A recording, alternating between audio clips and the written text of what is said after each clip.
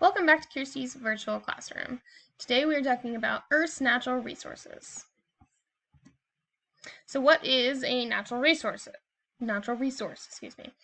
So wind power, solar energy, water resources, crude oil, land resources, animal resources, natural gas, minerals, forests, all of these things are natural resources on Earth. So here we have mineral resources, energy, living, air, water, sunlight, soil. All right, so resources are limited and are either renewable or non-renewable, which next week we'll get into whether they are renewable or non-renewable and kind of what is better. So we have the main resources here at the top. And then we go down to renewable versus non-renewable.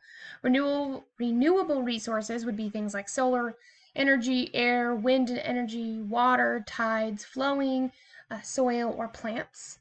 Whereas non-renewable would be things like fossil fuels, oil, coal, natural gas, any of the metallic minerals, the iron ores, copper ores, aluminum. Non-metallic would be minerals, salt, phosphates. All of those are all non-renewable resources. Okay, so what are the renewable resources again? We kind of already talked about this. This can be something that can be replaced by nature that is close to the rate at which they're being used. So these resources can be replenished by nature at the same rate in which they are used. Okay, these are the renewable resources. So what are some examples? Vegetation, crops and forests. See sunlight, so like solar panels you see here. Air, which would be like wind, soil. Geothermal, which would be from things like hotspots, volcanoes. Those can create energy. Water, ice. Okay, so then those are the renewable resources. Now looking at non-renewable resources, those are resources that exist in a very fixed amount, so they cannot be replenished by nature at the rate at which we use them. So non-renewable are renewed very slowly or not at all. So some of them, once we use them, they don't actually get replenished. So that resource is gone. So what are some examples? So we have coal. Sorry, that's kind of small. Oil, natural gas, petroleum, sandstone, and gravel. A lot of people forget about things like sandstone and gravel. So when we make concrete or you use any of these things for landscaping, those are not non-renewable resources because they take a very long time for sandstone and gravel to actually be formed. If we were in a physical geology class, you would have learned how all of those things are made. So they're made by weathering and eroding existing rocks, so breaking rocks down, then transporting those rocks to a depositional area or kind of a landing area, and then eventually they turn into sandstone or gravel before they turn into another rock. And so in order to get to that stage, it takes thousands of years. So they cannot be renewed nearly as quickly as we use them. And then salt is another one that people kind of forget. It's the same thing. It takes a very long time for salts to develop, just like sandstone and gravel.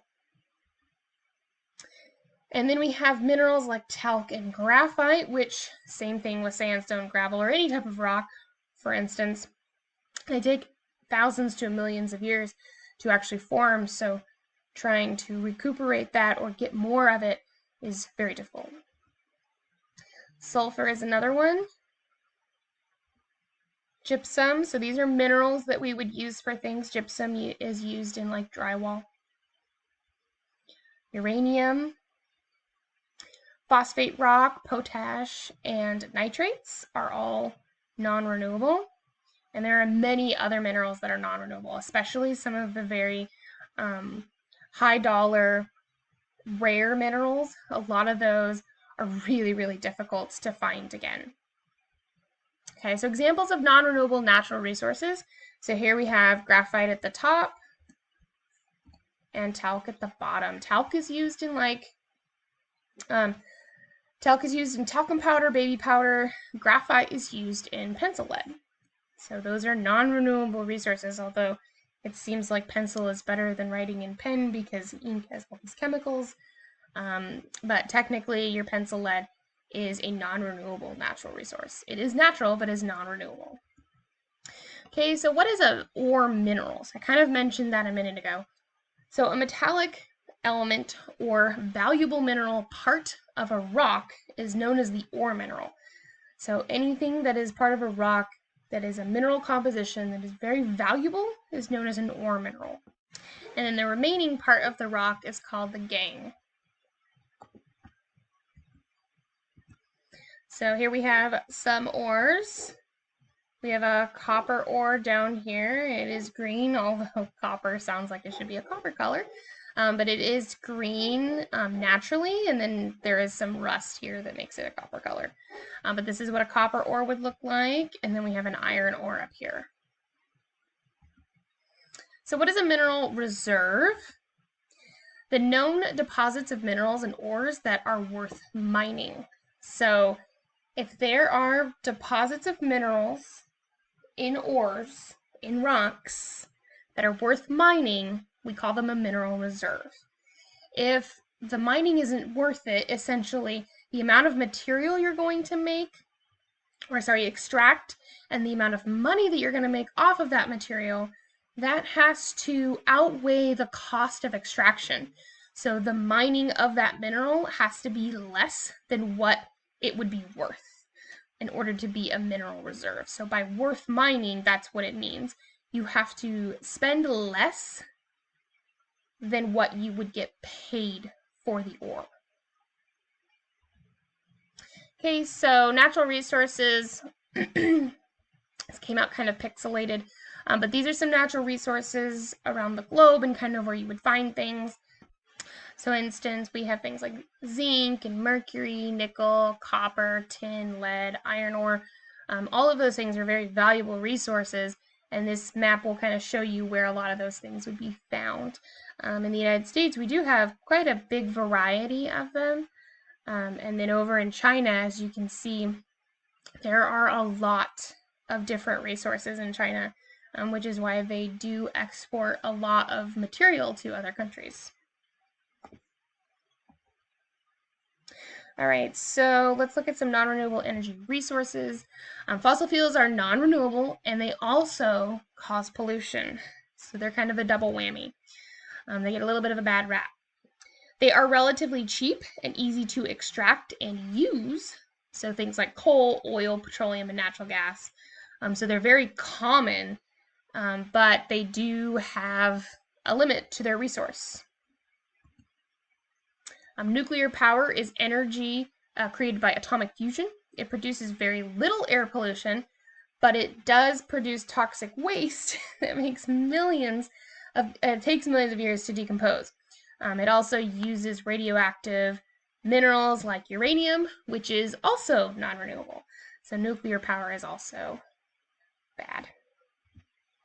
All right, what about renewable energy resources? So water, wind, sun, geothermal, all of these have less of an impact on the environment, and they promote sustainability. You're going to get really tired of this word, sustainability.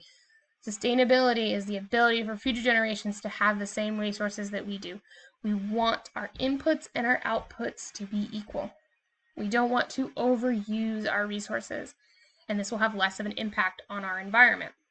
So if we use more renewable energy resources, like putting solar panels on our houses, using more wind and water energy, we are going to save future generations from having as many environmental problems as we do. All right, so environmental costs versus economic benefit. So modern living standards are supported by extensive use of both renewable and non-renewable resources. There are advantages and disadvantages to using any energy resource. Doesn't matter if it's renewable or non-renewable. The extraction and use of any resource carries an environmental cost that must be weighed with the economic benefit. For example, I know a lot of people love the wind energy thing, but these turbines, when they were first developed, I think they've changed a little bit, but Some people are still on the fence. The turbines are so large and they're pretty loud that birds would kind of fly into them and they would be torn to shreds, essentially, if they were on. So those were causing a lot of issues at first. I haven't heard a whole lot recently, but things like that will have to be dialed in. Otherwise, there is a negative impact to using wind energy, right? A negative impact to using water energy is, in order to get the energy from the water, we have to build these huge elaborate dams. And that dams waterways, and that changes the ecosystems downstream. All right, Virginia has many natural resources. We're going to Virginia just to give an example. So in Virginia, there's major rock and mineral resources like coal for energy, gravel and crushed stone for road construction, and limestone for making concrete. This is all also true in California. So how does the way in which some resources are extracted and used affect the Earth's environment? So it can lead to pollution of land, water, and air. It can contribute to global warming.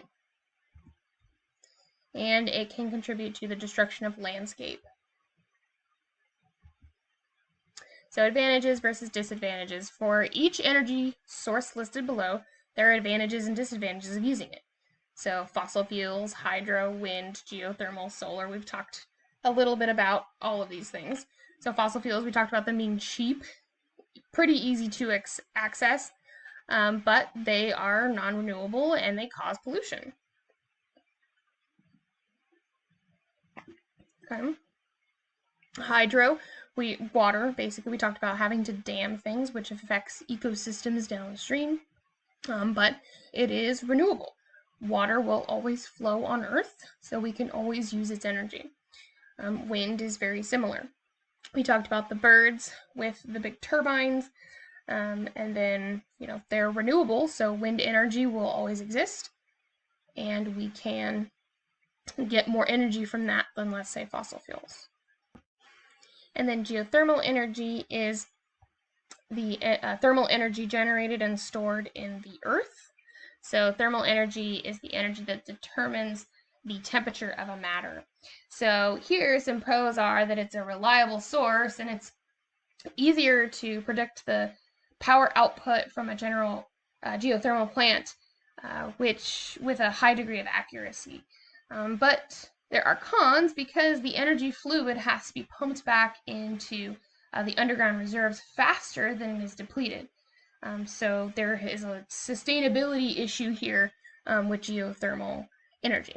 And then solar is pretty amazing because as long as we have the sun's energy, which we need for photosynthesis and all sorts of other things to happen on Earth, we can use that energy through solar panels and then power things. Some disadvantages here are solar panels are extremely expensive and they're pretty large and not very great to look at. Similar with a lot of these other things, they're not really that great to look at, but it is a renewable resource.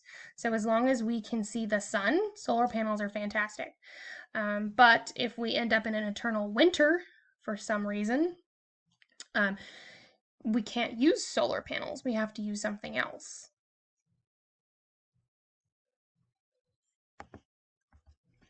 All right, so looking at energy consumption, this is what the US uses every year. So petroleum is about 40% of our energy.